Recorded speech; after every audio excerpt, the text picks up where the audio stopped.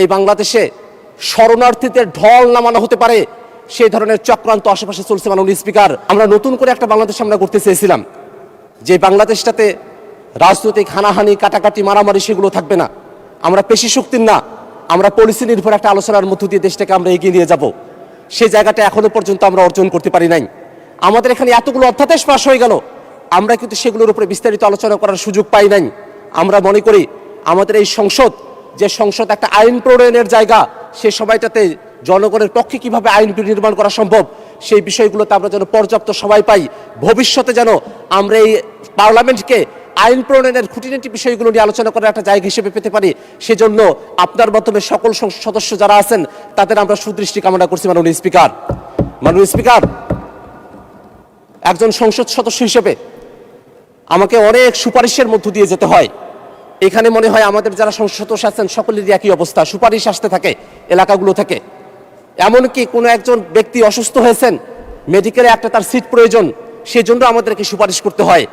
মাননীয় স্পিকার, যদি আমাদের সেবা খাতগুলো সেগুলো যদি প্রাতিষ্ঠানিক নিয়মগুলো যদি সুন্দরভাবে পরিচালিত হতে পারত, আমাদের অ্যাডমিনিস্ট্রেশন যদি ঠিক হতো, আমাদের সেবা খাত যদি ঠিক হতো মাননীয় স্পিকার, তাহলে কোনো একজন মানুষকে হাসপাতালে সিটের জন্য এমপির কাছে সুপারিশ করতে হতো না। মাননীয় স্পিকার, আমরা সেই জায়গায় দেশটাকে নিয়ে যেতে চাই। আমাদের সেবা খাতগুলোতে জনগণ আসবে, মানুষেরা আসবে, তারা তাদের সেবাগুলো সঠিকভাবে পাবে, সেরকম ধরনের একটা সেবা খাত এবং প্রাতিষ্ঠানিক একটা শক্তিশালী অবস্থা আমরা বাংলাদেশে দেখতে চাই। মাননীয় স্পিকার, আমরা এখানে ফেসিবাদ বিরোধী সকল পক্ষই এখানে আছি, কিন্তু আপনি বাইরে খেয়াল করে দেখেন, সোশ্যাল মিডিয়ায় যারা ফেসিবাদী আছে তারা কখনো বিএনপিকে ধরছে, কখনো এনসিপিকে ধরছে, জামাতকে ধরছে।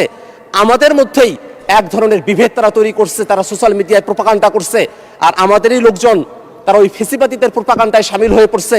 এটা আমাদের জন্য একটা দুর্ভাগ্যের বিষয়। মাননীয় স্পিকার, আমরা এই জায়গাটাতে একটা জিনিস বলতে চাই, আমাদের মধ্যে নীতিগত জায়গায় ভিন্নতা থাকবে, পলিসির ভিন্নতা থাকবে, কিন্তু এই বাংলাদেশকে ধারণ করার ক্ষেত্রে এই সংসদের আমরা যারা আছি আমাদের কোনো পার্থক্য থাকবে না, সেটা আমরা নিশ্চিত করতে চাই। মাননীয় স্পিকার, রিজিওনাল বিষয়গুলোতে আমাদের খেয়াল রাখা প্রয়োজন। মাননীয় স্পিকার, আমরা এমন একটা রিজিওনে, আঞ্চলিক একটা অবস্থায়, পৃথিবীর এমন একটা স্থানে আমাদের অবস্থান, যেখানে আমরা অনেকগুলো বাস্তবতার সঙ্গে আমরা জড়িয়ে আছি। এই বাংলাদেশে শরণার্থীদের ঢল নামানো হতে পারে সেই ধরনের চক্রান্ত আশেপাশে চলছে। মাননীয় স্পিকার, বিভিন্ন জায়গায় রোহিঙ্গারা অলরেডি চলে এসেছে, আবার আমাদের প্রতিবেশী দেশ থেকে আবার যে মুসলমানদেরকে বের করে দিয়ে আমাদের দেশে শরণার্থী হিসেবে ঢল নামানো হবে না, তার কোনো গ্যারান্টি নেই। মাননীয় স্পিকার, এই কারণে আমরা এই বাংলাদেশের যারা মানুষেরা আছি আমাদেরকে একতাবদ্ধ থাকতে হবে।